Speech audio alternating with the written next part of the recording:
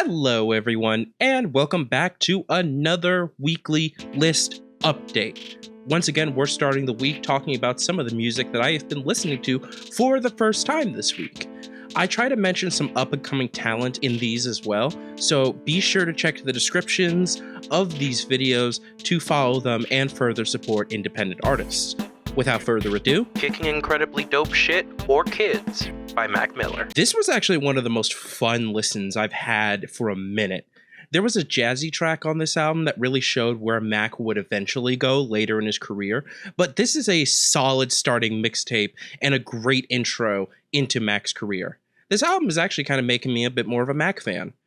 Fellow commenters, where do I go from here? What should I listen to next? A Guide to Lucid Dreaming by Mondo the Alien and Mono. This was an experience. The closest comparison I can make is that this album is to their last LP, Sycamore, what I Don't Like Shit, I Don't Go Outside is to some rap songs. A lyrically and sonically deeper exploration into similar feelings.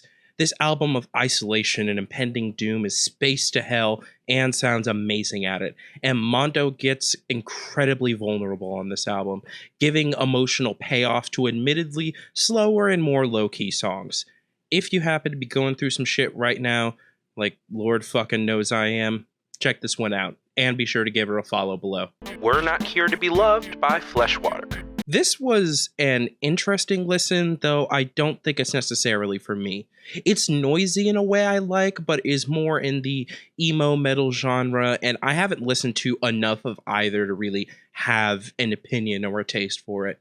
It does have an absolutely out-of-nowhere cover of my favorite Björk song, Enjoy, so I would still say it's worth a listen if you're into any of these genres. Is This For Real by the Koreatown Oddity. Not gonna lie, I kind of thought this one was pretty mid. I'm gonna give some of his other work a try, but I felt this one was very insubstantial, and has some not great vocal performances towards the beginning of the album. The Blueprint by Jay-Z. The first track here was so good it made me momentarily reconsider if I've been wrong about everything I've said about Jay-Z, and then the rest of the album confirmed my prior beliefs by being incredibly boring, feeling like some enjoyable yet basic white bread pop rap. Honestly, Jay got one more album to impress me, or I'm giving the fuck up on this. The Black Album by Jay-Z. Fine. This was actually the best Jay-Z album I've heard, and I think it's his strongest argument to say that Jay-Z has a true classic. The flows here are the best that I've heard so far. The beats, quality-wise, are a lot more consistent, and Jay actually having a bit of self-awareness for what feels like the first time since I've started listening to his discography. Anyone who may be skeptical about Jay-Z should be sure to give this album a listen before having an opinion. Unlike me, I'm not a role model. I'm just some bitch on the internet. Scaring the Hoes by JPEG Mafia and Danny Brown. Yeah, the hoes were scared. I was worried about this album being overhyped because I avoided the singles leading up to it, but I saw people on TikTok saying it was already album of the year. And after listening, they ain't wrong. This is definitely going to be in my top 5, at least. Tusky by Robbie and Mona. Not sure what the fuck this album was, but I fucking loved it. This will probably be one of the most obscure albums that may make my year-end list. Post-punk glitch hop noise is a hell of an experience. Dreams and Nightmares by Meek Mill. That opening title track had no business being one of the best album openers a minute into it.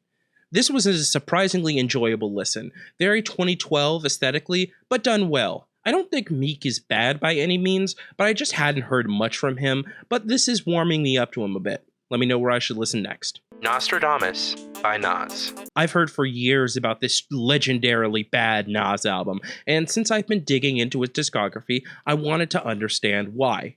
The first half was actually decent, and I thought that this was just an overblown, slight letdown compared to his other, more legendary albums. The last half contains some bland 90s pop rap, uncomfortable moments. Looking at you, big girl. Ugh. and Nas rapping over Toto's Africa. It's not terrible, but I couldn't keep a straight face during the Africa song. It's called New World if you're interested. That's it for this week. I am a little bit behind on this week's reviews, so they may be going up a bit later than normal, but we're getting close to an upcoming deep dive that I mentioned. I know I said the beginning of March, but I gotta push it back a week. So, officially, the Igor series is coming next week. I hope y'all are excited, and I'll see y'all for this week's reviews. Pieces.